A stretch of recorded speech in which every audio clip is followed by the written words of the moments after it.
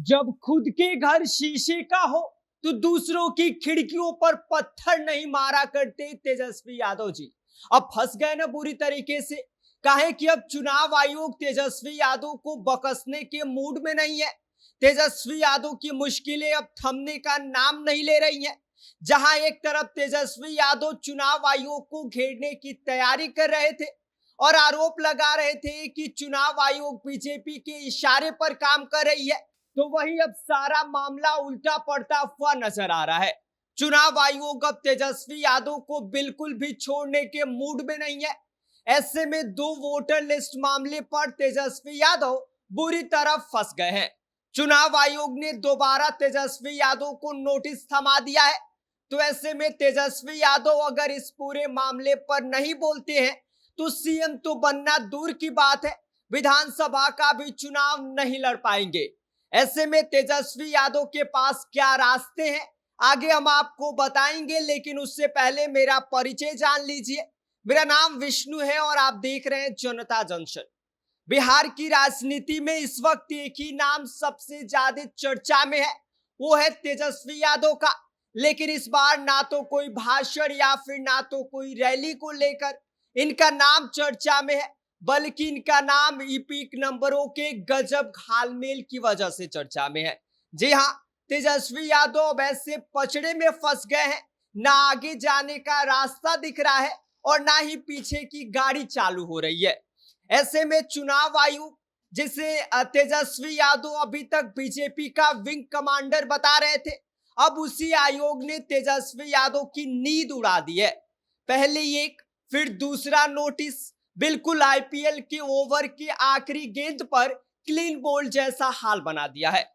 ऐसे में तेजस्वी यादव का दावा था कि ड्राफ्ट वोटर लिस्ट में उनका नाम गायब है। उन्होंने मीडिया के सामने ईपिक नंबर RAB291612 दिखाकर कहा था कि देखिए भाई साहब, इसमें हमारा तो नाम ही नहीं है।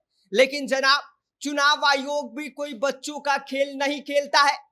चुनाव आयोग ने झट से जवाब दिया कि भैया तेजस्वी, आप देखिए, आपका असली पीक नंबर है RAB04562228, जिसने आपने 2015 और 2020 के विधानसभा चुनाव भी लड़े थे।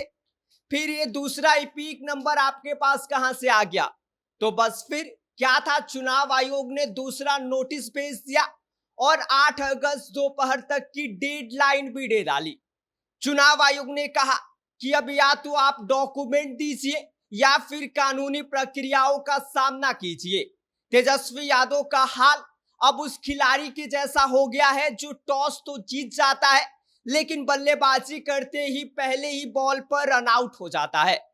अगर तेजस्वी यादव ने समय रहते जवाब नहीं दिया तो न सिर्फ उनका सीएम बनने का सपना चकनाचूर हो सकता है, बल्कि विधानसभा चुनाव लड़ने के लायक भी वो नहीं बचेंगे।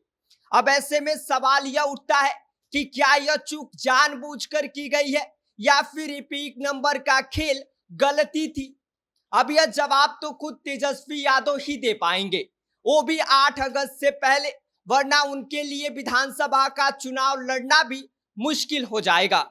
ऐसे में तेजस्वी यादव अब डिफेंस मोड में है। उन्होंने कहा कि चुनाव आयोग पहले यह जवाब दे कि जो हमने 10 मांग रखी है उसका एकदम बिल्कुल स्पष्ट रूप से जवाब दे, उसके बाद जो उनके जवाब हैं हम देने को तैयार हैं। तेजस्वी यादव ने दावा किया है कि बिहार की ड्राफ्ट वोटर लिस्ट में जबरदस्त गड़बड़ी हुई है। मृत लोगों का नाम, फर्जी वोटर और खासकर समुदाय के नाम हटाए जाने का आरोप उन्होंने लगाया है। उन्होंने धमकी भी दी है कि अगर चुनाव आयोग पारदर्शिता नहीं दिखाएगा तो आरजेडी सुप्रीम कोर्ट का दरवाजा खटखटाएगी। आरजेडी ने पूरी ताकत से तेजस्वी का बचाव करते हुए कही है कि मीडिया और विपक्ष उनके बयानों को तोड़ मरोड़ कर पेश कर रहे हैं। पार्टी का कहना है कि तेजस्वी यादव ईमानदार हैं और आयोग को जवाब तो देंगे, लेकिन पहले आयोग हमारे सवालों का जवाब दे। लेकिन वहीं दूसरी तरफ बीजेपी और जेडीयू को यह सब मगरमच्छ के आंसू लग रहे हैं। दोनों दलों ने आयोग की कार्यवाही को सही बताया है और उन्होंने कहा है कि तेजस्वी यादव पर कार्यवाही होना चाहिए, क्योंकि 2 वोटर लिस्ट रखना सीधे सीधे कानून का उल्लंघन है। तेजस्वी यादव की मुश्किलें अब यहीं पर खत्म नहीं होती है। चुनाव आयोग ने लोकसभा चुनाव के दौरान जाति विशेष पर कथित आपत्तिजनक टिप्पणी के लिए उन्हें कारण बताओ नोटिस भी थमा दिया है। मतलब चुनाव आयोग ने तेजस्वी यादव की जो नींद है, चैन है, वो सब एकदम उड़ा के रख दिया है। ऐसे में तेजस्वी यादव सिर्फ ईपीक के पचड़े में नहीं बल्कि आचार संहिता के उल्लंघन के मामले में भी पूरी तरह फंस चुके हैं। यहां भी आयोग ने एक और साफ डेडलाइन दी है कि अगर जवाब नहीं आया और जवाब संतोषजनक नहीं हुआ तो तेजस्वी यादव पर बड़ी कार्यवाही कर सकते हैं। अब आगे क्या होगा, तेजस्वी यादव क्या करेंगे, क्योंकि तेजस्वी यादव अगर सही दस्तावेज नहीं दिए और यह जो गड़बड़ी का जो मामला है यह क्लियर नहीं हुआ तो मुख्यमंत्री बनने की बात तो दूर है, तेजस्वी यादव इस बार विधानसभा का चुनाव भी नहीं लड़ पाएंगे। ऐसे में सियासी गलियारों में यह भी चर्चा है कि आने वाले विधानसभा में यह मुद्दा बड़ा रंग लाएगा। विरोधी पहले से ही तेजस्वी और ईपीक विवाद की लाइन पकड़ चुके हैं, लेकिन अब देखना यह होगा कि 8 अगस्त को तेजस्वी यादव इस पूरे मामले पर जवाब देते हैं या नहीं, क्योंकि अगर जवाब नहीं देंगे तो यह जो ईपीक मामला है एक बड़ा विवाद बन सकता है। ऐसे में तेजस्वी यादव की जो मुश्किलें हैं वो और ज्यादा बढ़ जाएंगी। बाकी इस पूरी खबर पर आपका क्या कहना है, आप क्या सोचते हैं, आप हमें कमेंट कर सकते हैं। आप देख रहे हैं जनता जंक्शन, मेरा नाम विष्णु है।